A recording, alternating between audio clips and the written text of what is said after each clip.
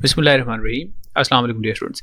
Second year के वो students जो भी फेडरल बोर्ड के पेपर्स दे रहे हैं, इंशाल्लाह जब फिजिक्स का पेपर देंगे तो फिजिक्स का जो एमसीक्यू का पेपर है बहुत इंपॉर्टेंट आप लोगों के लिए होता है, क्योंकि आप इसमें 17 मार्क्स अपने स्कोर कर सकते हैं। तो मैंने आप लोगों को कहा था कि आपके जो पास्ट ईयर के पेपर्स के एमसीक्यूज़ हैं इंशाल्लाह उसका सोल्यूशन पोस्ट करूँगा। तो इस वीडियो में इंशाल्लाह हम लास्ट ईयर और उससे पीछे के 2 ईयर्स के कोशिश करेंगे कि तमाम वर्जन्स के जो पेपर हैं उनके एमसीक्यूज़ का सोल्यूशन देख लें। तो अभी ये इस वक्त मेरे सामने पेपर है 2024 का, और ये वर्जन 1 है, ये ग्रुप 1 का जो है वो पेपर है एमसीक्यू का, उसका अभी इसमें सोल्यूशन देखते हैं।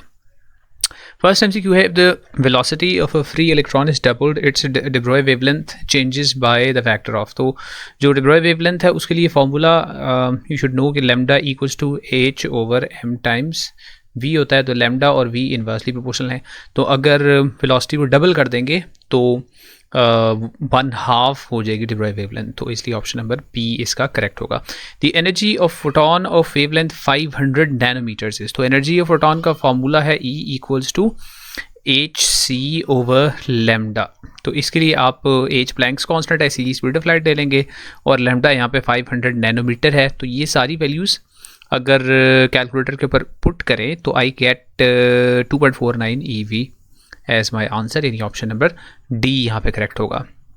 दी expression an expression for current gain of a transistor is given by. Current gain of a transistor अगर कॉमन एमिटर कॉन्फ़िगरेशन है तो IC ओवर IB होता है, ये है beta equals to IC over IB, यानी ऑप्शन नंबर डी इसमें correct है। नेक्स्ट उसके बाद है जी, for an atom in excited state n equals to 5 maximum number of transitions that take places। maximum transitions के लिए you could do n times n minus 1 over 2। तो n is 5 here, तो 5 times 5 minus 1, 5 minus 1 4, 5 times 4 is 20, 20 over 2 करेंगे तो ये आ जाएगा 10। Option number ए इसका correct है।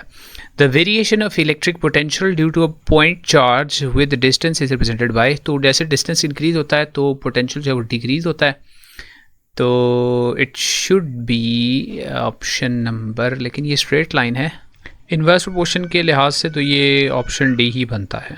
इन RLC series circuit the current at resonance frequency is. अच्छा जी, रेजोनेंस फ्रीक्वेंसी RLC सर्किट है तो कंडीशन क्या है कि XL जो है वो इक्वल टू हो जाएगा XC के, और उस सूरत में इम्पिडेंस R के बराबर हो जाएगा, और इम्पिडेंस अगर R के बराबर हो जाए तो करंट मैक्सिमम हो जाएगा।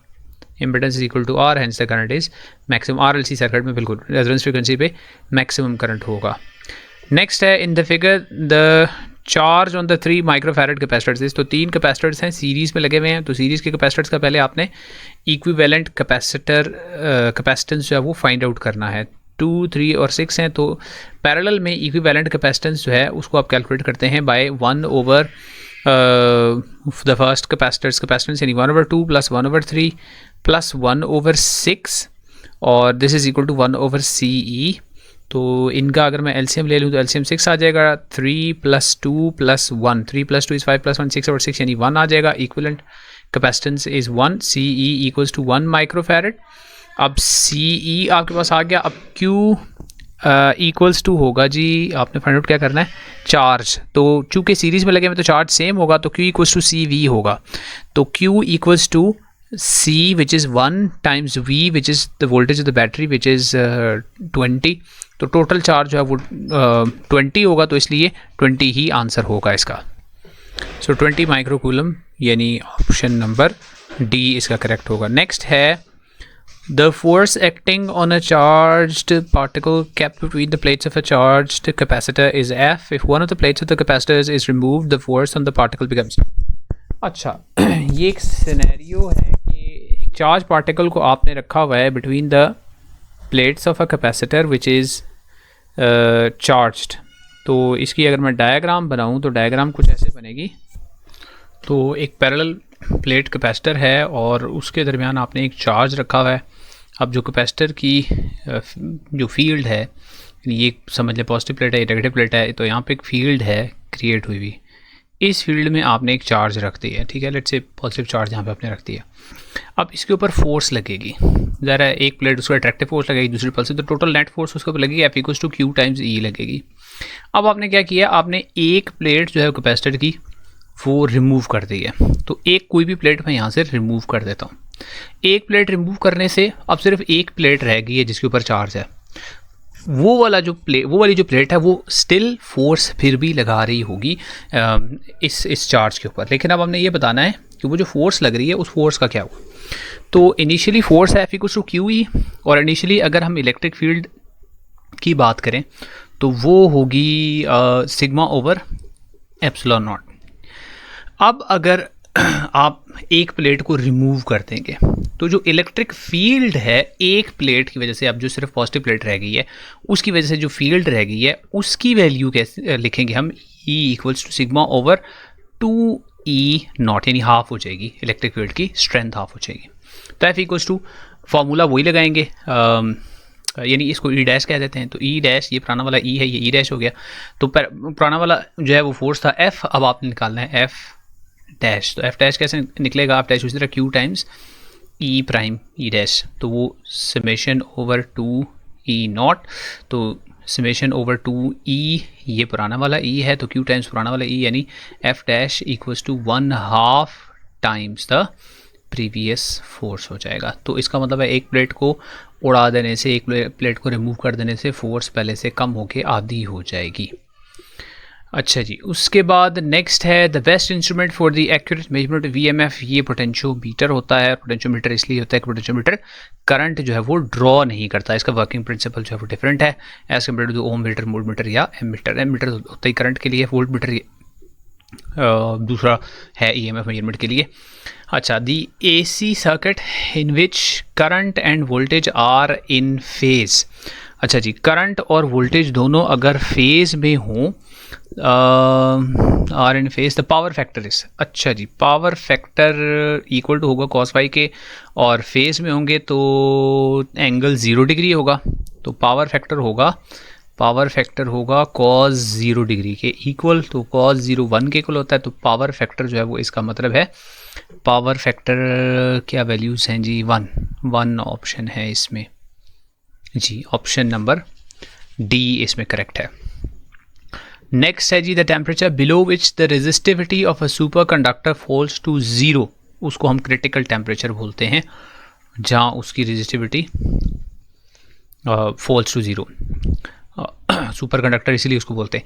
अ 60 watt bulb operates at 50% efficiency, the energy dissipated in 10 seconds is, तो एफिशिएंसी है 50% और 60 वॉट है, तो 60 को हम टाइम्स कर दें 50/100 से, तो 60 टाइम्स 50/100 इज़, यानी इसका आधा कर दें 60 का, तो ये 30 वॉट आ जाएगा।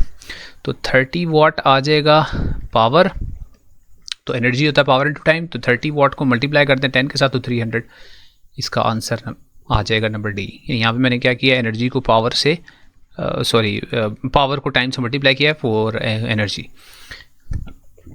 नेक्स्ट है galvanometer is sensitive when the value of C/BAN is, C/BAN की वैल्यू को 0, नेगेटिव, स्मॉल या लार्ज होना चाहिए। अच्छा जी, एक्सप्रेशन यहाँ पे गिवन है, फ्रैक्शन यहाँ पे गिवन है C/BAN, C जो है वो होगा जी रिस्टोरिंग टॉर्क, B हो गया फील्ड स्ट्रेंथ, A एरिया और नंबर ऑफ टर्न्स हो गए।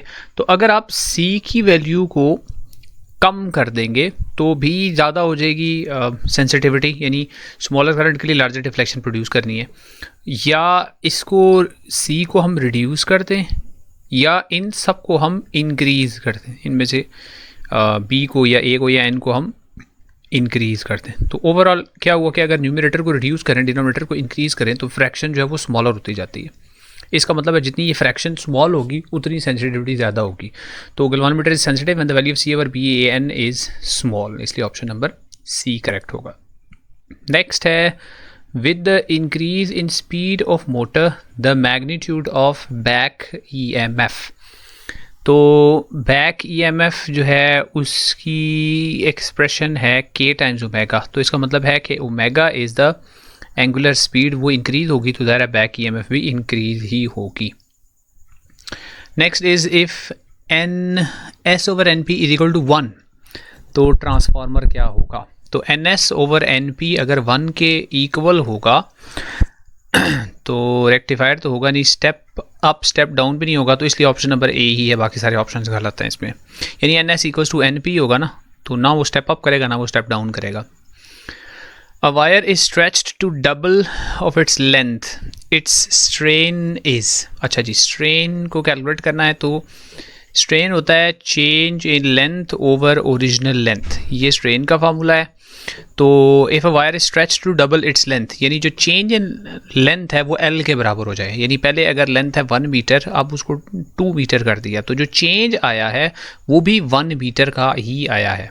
तो इसका मतलब है इसको मैं डेल्टा एल को इक्वल टू एल ही ले लूँगा, तो एल ओवर एल करूँगा तो आंसर 1 आ जाएगा, इसलिए इसका ऑप्शन नंबर डी करेक्ट है। P N junction when reversed biased acts as, तो रिवर्स बायस्ड में जो है वो करंट जो है फ्लो नहीं करता है, बहुत मिनिमल करता है ना होने के बराबर, तो इसलिए that acts as a off switch. तो ये हो गया जी ये वाला पेपर और इसके ऑप्शंस कंप्लीट। नेक्स्ट अब 2024 का ही पेपर है एमसीक्यू, उसका दूसरा वर्जन है, इसमें क्वेश्चंस डिफरेंट हैं। तो इस एमसीक्यू का सोल्यूशन देखते हैं। Number 1 MCQ is what is the SI unit of current gain. Current gain basically दो सिमिलर फिजिकल क्वांटिटीज़ का की रेशो होती है, IC और IB तो दोनों करंट ही होता है, तो इसलिए इसका कोई यूनिट नहीं होता, it has no unit, cancel हो जाते हैं यूनिट्स। अच्छा, इसके बाद नंबर 2 है the variation of electric potential due to a point charge, ये भी हमने थोड़ी देर पहले किया था, ऑप्शन सी, जो वर्जन 1 भी ये क्वेश्चन था। Next the interior of hollow charge sphere is a field free region होता है, इसलिए कि अकॉर्डिंग टू गॉसेस लॉ जो electric field inside the hollow charge sphere है वो 0 होती है, तो इसलिए it is a field free region, option number A correct है। The thermocouple circuit which is use to measure the temperature it works on, ये work करता है जी सीबेक इफेक्ट के ऊपर वर्क करता है, ठीक है। दो डिफरेंट मेटल्स होते हैं, उनको ज्वाइन किया जाता है एक जंक्शन पे, उसको हॉट जंक्शन कहते हैं, और दूसरे को कोल्ड जंक्शन कहते हैं, दरम्यान उनके वोल्टमीटर लगाया जाता है। जब इलेक्ट्रॉन्स ट्रैवल करते हैं तो पोटेंशियल डिफरेंस क्रिएट होता है, जिसकी वजह से पोटेंशियल डिफरेंस को हम मेजर करते हैं और उसको फिर कन्वर्ट कर देते हैं इनटू टेम्परेचर, इसका वर्किंग प्रिंसिपल है। Which is correct for an open circuit, तो ये जो इक्वेशन है EMF की इक्वेशन है वो है IR the potential difference across the internal resistance plus I capital R या VT the terminal potential difference. तो चूँकि ओपन सर्किट है इसलिए करंट 0 हो जाएगा, तो करंट को अगर हम 0 पुट करें तो EMF जो है वो टर्मिनल पोटेंशियल डिफरेंस के इक्वल आती है, इसलिए ऑप्शन नंबर C इसका करेक्ट होगा। What fraction of a radioactive sample will be left after 600 years whose half life is 150 years? तो 150 ईयर्स है, तो आप इसको बस हाफ करते जाएं, पहले स्टार्ट में ये जो था वो, या इसके ऊपर फॉर्मूला लगा दें 1/2 रेज़ पावर n, तो 600 को 150 से डिवाइड करके नंबर ऑफ हाफ लाइफ्स देखें 1/2 रेज़ पावर n कर दें, तो उससे भी ये आ जाएगा। वैसे 4 हाफ लाइफ्स बनती हैं, तो 1/2 रेज़ पावर 4 अगर मैं करूँ तो 1/16 बच जाता है, 1/2 रेज़ पावर n से भी कर सकते हैं। 2 up quarks and 1 down quark, 2 up और 1 डाउन जो है वो प्रोटॉन बनाते हैं, और 2 डाउन एक अप नहीं 2 अप हैं और 1 डाउन है जी, ठीक है, प्रोटॉन होता है, 2 अप और 1 डाउन से प्रोटॉन बनता है, और 2 डाउन और 1 अप से न्यूट्रॉन बनता है। When an electron in an atom goes from a lower orbit to a higher orbit, तो क्या होता है उसके साथ, इलेक्ट्रॉन की ट्रांजिशन जब लोअर ऑर्बिट से हायर ऑर्बिट में होती है तो काइनेटिक एनर्जी डिक्रीज होती है और पोटेंशियल एनर्जी जो है वो इंक्रीज होनी चाहिए जी। काइनेटिक एनर्जी डिक्रीज और पोटेंशियल एनर्जी इंक्रीज ऑप्शन होना चाहिए, इसलिए कि आप ज़्यादा दूर चले जाते हैं, इलेक्ट्रॉन जो है वो ज़्यादा दूर चला जाता है न्यूक्लियस से, और ज़्यादा दूर जाने की वजह से उसकी वेलोसिटी जो है वो डिक्रीज हो जाती है, जिसकी वजह से काइनेटिक एनर्जी डिक्रीज हो जाती है। लेकिन potential energy as it moves further away तो इंक्रीज ही होती है। An electron moves 3 times 10⁻² meter पर, अच्छा ये इसकी स्पीड होगी, और perpendicular to the magnetic field of 2 tesla, what is the magnitude of the magnetic force. अच्छा तो मैग्नेटिक फोर्स का इसके ऊपर फॉर्मूला लगा देंगे, F equals to Q V B sine theta, तो F equals to Q V B sine 90 कर देंगे।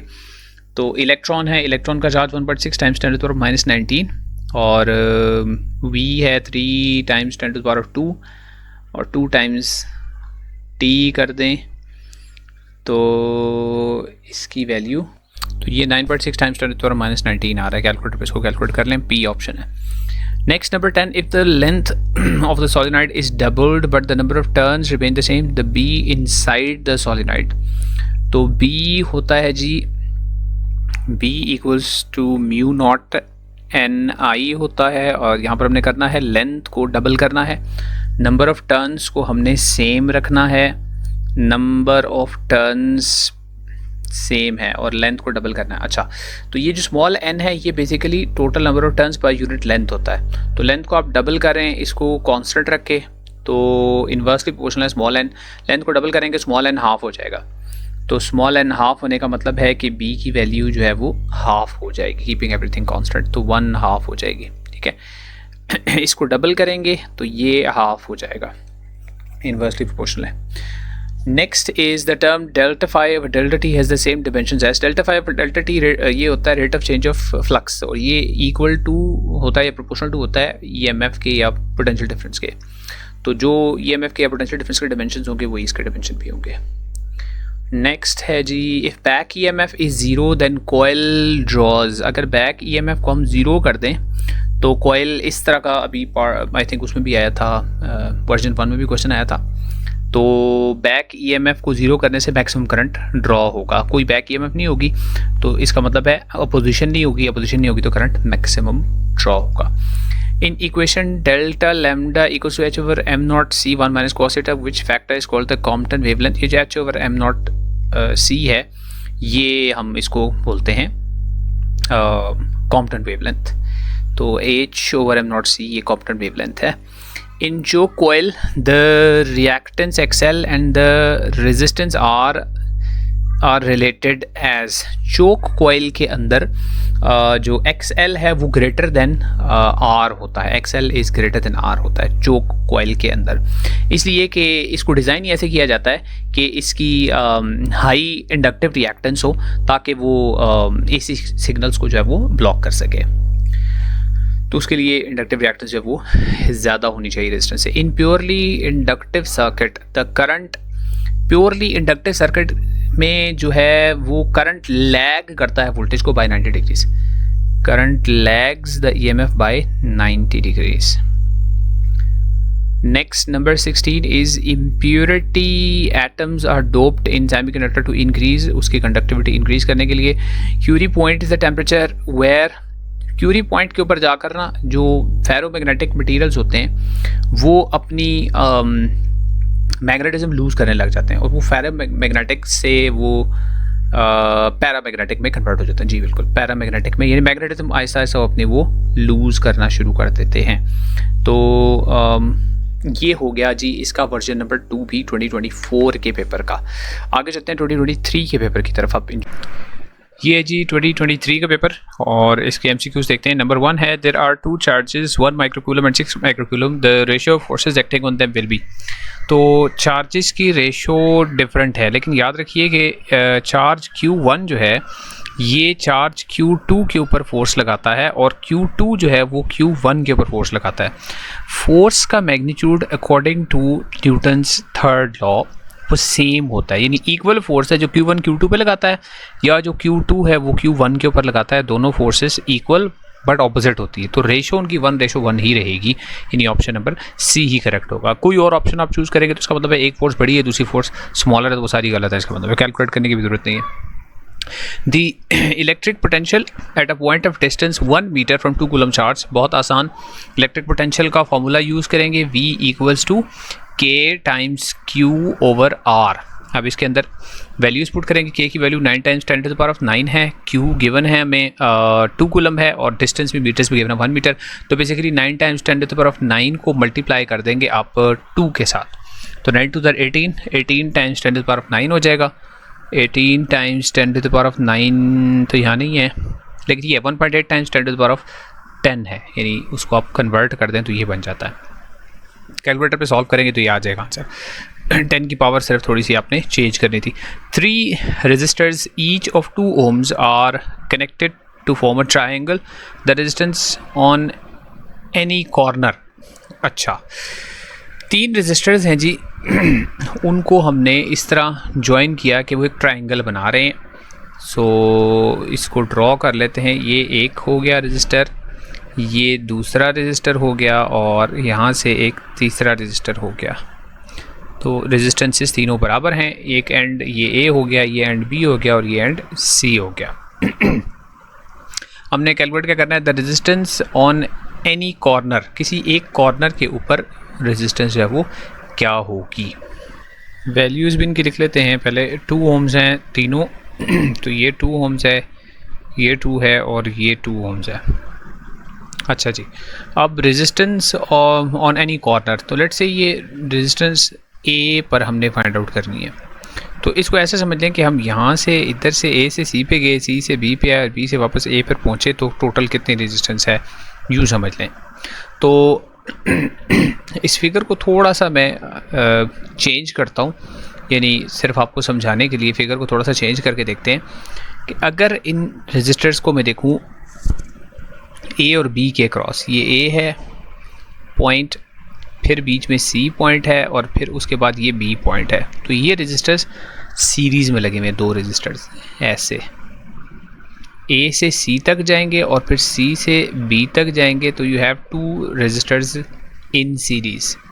तो इन दोनों का सम करें या इनकी इक्विवेलेंट रेजिस्टेंस करें, equivalent resistance between A and B, इन दोनों पॉइंट्स के दरमियान जो रेजिस्टेंस है ए और सी के दरमियान, वो है 4 ohms। अब वो ए और बी के दरमियान जो रेजिस्टेंस यानी इक्विवेलेंट रेजिस्टेंस यानी 4 ohm वाली रेजिस्टेंस है, वो पैरेलल में है इस तीसरी रेजिस्टेंस यानी इस 2 ohms वाली के अक्रॉस। चले इसको मैं पूरे सर्किट को दोबारा इधर ज़रा ड्रॉ करके, शेप ट्राइंगल की नहीं होगी, शेप ज़रा डिफरेंट हो जाएगी। ये ए है, यहाँ से हम स्टार्ट ले रहे हैं, एक रेजिस्टेंस आई, फिर ये पॉइंट बीच में सी आ गया, फिर ये दूसरी रेजिस्टेंस आई, और फिर यहाँ पर नीचे तीसरी रेजिस्टेंस है। ऐसे हम इन पॉइंट्स को कनेक्ट करके हम बता भी सकते हैं। अब ये दोनों सीरीज़ में, यानी इस डायग्राम के ऊपर ये वाली और ये वाली दोनों सीरीज़ में, और इन दोनों की जो इक्विवेलेंट रेजिस्टेंस है वो इस रेजिस्टेंस के साथ पैरेलल में। तो 4 ohms और 2 ohms वाली ये रेजिस्टेंसेस जो है ये पैरेलल में होगी। तो इनकी इक्विवेलेंट रेजिस्टेंस आप कैलकुलेट करेंगे तो वो आएगी 1/RE इक्वल्स 1/4 प्लस 1/2। 4 और 2 का एलसीएम आ जाएगा 4, यहाँ पे 1, यहाँ पे 2, तो ये 3/4 टाइम्स 3/4 आ जाएगा, यानी टाइम्स आर भी नहीं, 3/4 इसका आंसर आएगा। तो यहाँ पर 3/4 ohms गिवन है, ये 3/4। थोड़ा सा ये ट्रिकी है, उसको डायग्राम थोड़ा सा बनाकर दूसरी ट्रायंगल के अलावा एक डायग्राम बना के थोड़ा सा समझना पड़ता है। वरना अगर आपको इस डायग्राम में समझ आ जाए कि 2 रेजिस्टर सीरीज़ में है और तीसरा जो है उनके साथ पैरेलल में, तीनों को सीरीज़ में नहीं कह सकते, उसके लिए फिर करंट का जो है ना वो पाथ कंप्लीट नहीं होगा। यानी अगर मैं यहाँ पे बैटरी कनेक्ट करने की कोशिश करूँ तो वो करंट का पाथ कंप्लीट नहीं होगा उस तरह। यहाँ मुझे बैटरी का लेट से पॉजिटिव लगाना पड़े और यहाँ बैटरी का नेगेटिव लगाना पड़े, तो एक रास्ता है ए से सी, सी से बी आने का, और एक ए से डायरेक्ट बी आने का। तो उन दोनों में मैंने रेजिस्टेंस को कैलकुलेट किया है। अच्छा जी, उसके बाद आगे चलें। आगे है नंबर 4 में, a 50 volt battery is connected across a 10 ohm resistor, the current is 4.5 amperes, the internal resistance of the battery। तो internal resistance का आप आसान सा फार्मूला है वो लगा दें, EMF is equal to I into R plus R। तो E equals to I times R plus R। internal resistance find out करना है तो E over I minus R कर देंगे तो ये internal resistance आ जाएगी। EMF 50 है तो 50 को डिवाइड कर दें 4.5 से और उसमें से 10 को माइनस कर दें। तो 50 डिवाइड बाय 4.5, ये 1.11 आ गया, 1.1 ये इसका ऑप्शन करेक्ट है। नेक्स्ट है the unit of magnetic flux is, magnetic flux का आसान सा यूनिट है वेबर, बाकी पता ही आपको फोर्स क्या है, वर्क क्या है, और मैग्नेटिक टेस्ला है मैग्नेटिक फ्लक्स डेंसिटी का यूनिट।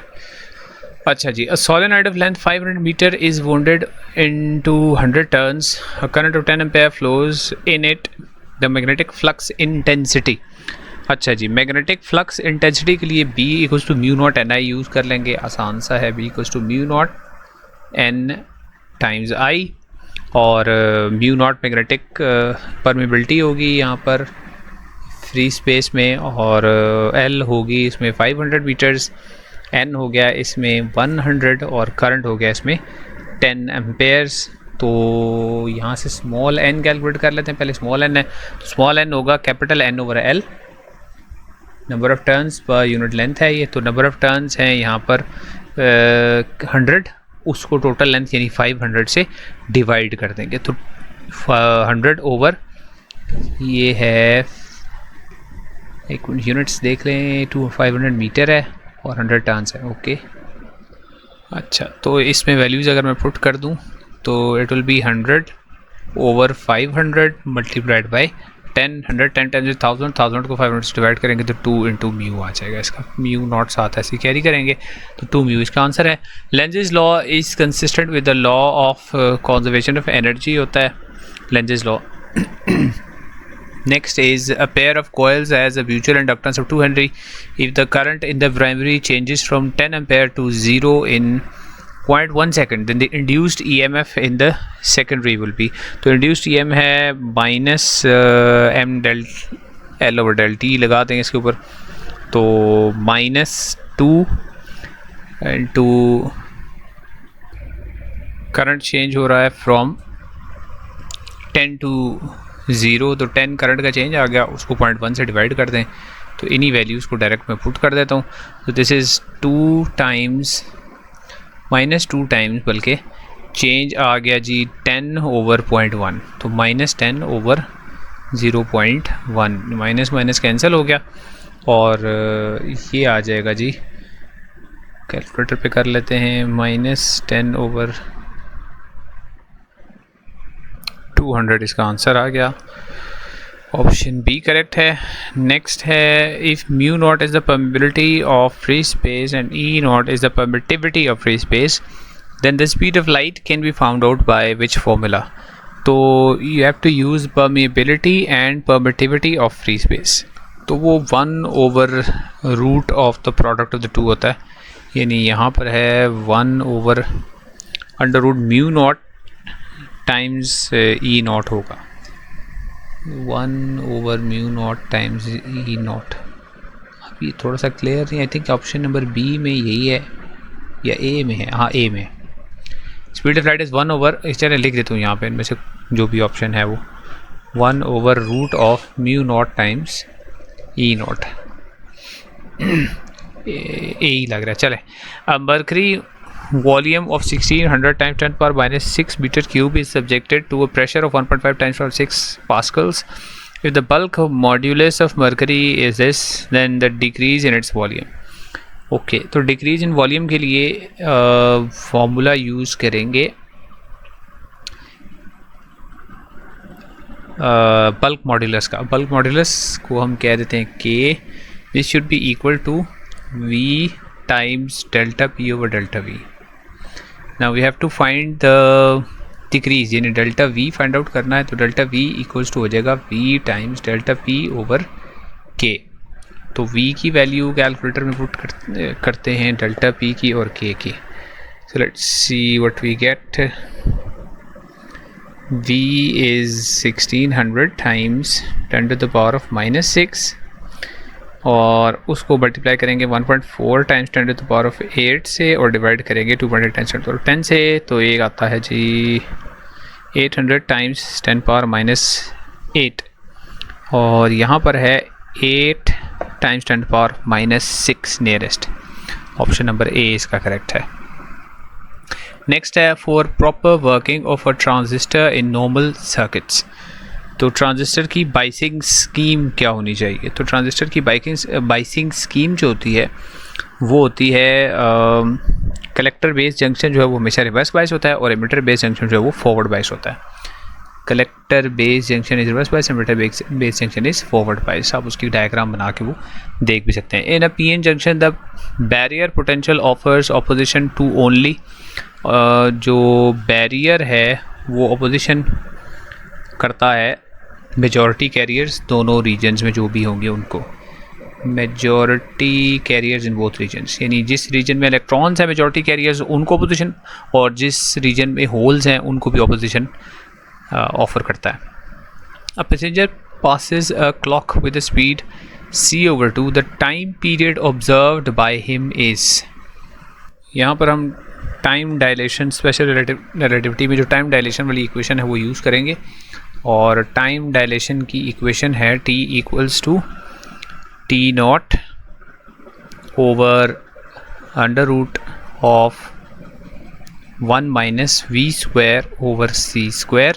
नाउ यहाँ पर v की वैल्यू गिवन है c/2, तो v की जगह पे c/2 पुट करके इसको सॉल्व कर लेंगे। तो T naught over 1 minus V square की जगह पे c/2 पुट करेंगे तो ये आ जाएगा c स्क्वायर ओवर 4 सी स्क्वायर ही आएगा। तो सी स्क्वायर से कैंसिल हो जाएगा तो ये हो जाएगा T naught over 1 minus 1/4 root, इसको भी सॉल्व कर लेंगे तो टी नॉट ओवर 4 एलसीएम आ जाएगा, ऊपर 4 माइनस 1 3 आ जाएगा, तो 3/4 अंडर रूट आ जाएगा। T naught over under root 3/4, तो 4 रूट से बाहर आ जाएगा तो ये 2 हो जाएगा, और ये 2 ऊपर चला जाएगा, तो I will make it 2 T naught over under root 3, 2 over under root 3 times T naught आ जाएगा। So 2 over under root 3 times T naught, ये करेक्ट है, option number C is correct. Next उसके बाद है जी ground state energy of the 4th orbit in a hydrogen atom. n equals to 4 है, तो n equals to 4 1 ground state है, तो 13.6 माइनस 13.6 को डिवाइड करेंगे n स्क्वायर से, तो n इक्वल्स टू 4 का स्क्वायर यानी 16, तो माइनस 13.6 को 16 से डिवाइड कर देंगे तो I will get minus 0.85 EV, 0.85 EV। Negative तो होनी चाहिए लेकिन 0.85 EV चले, I think should be negative, magnitude शायद लिखा हुआ है सिर्फ। आगे चलें। Next is in Balmer series the shortest wavelength radiations have wavelength equal to, तो बामर सीरीज़ के अंदर शॉर्टेस्ट के लिए 1/λ इक्वल्स होगा RH इंटू 1/, यहाँ पर है जी शॉर्टेस्ट, तो बामर सीरीज़ में ट्रांजिशन होती है n इक्वल्स टू 2 लेवल्स के कोरस्पॉन्डिंग, तो शॉर्टेस्ट वेवलेंथ जो है वो n इन्फिनिटी से n इक्वल्स टू 2 में आएगी, तो n इन्फिनिटी से n 2 में आएगी, तो ये हो जाएगा 1/2 स्क्वायर माइनस 1/, इन्फिनिटी का स्क्वायर। शॉर्टेस्ट वेवलेंथ, ओके, तो इसको इन टर्म्स ऑफ RH लेना है, यानी RH की हमें वैल्यूज पुट करने की ज़रूरत नहीं है। सो 1/λ इक्वल्स टू RH 1/4 माइनस 0 हो जाएगा, 1/4 ही आ जाएगा, तो 4 इसका रेसिप्रोकल ले लेंगे, ये हो जाएगा 1/λ इक्वल्स टू RH/4, तो λ इक्वल्स टू हो जाएगा 4/RH, तो 4/RH इसलिए इसका करेक्ट होगा, λ इक्वल्स टू 4/RH।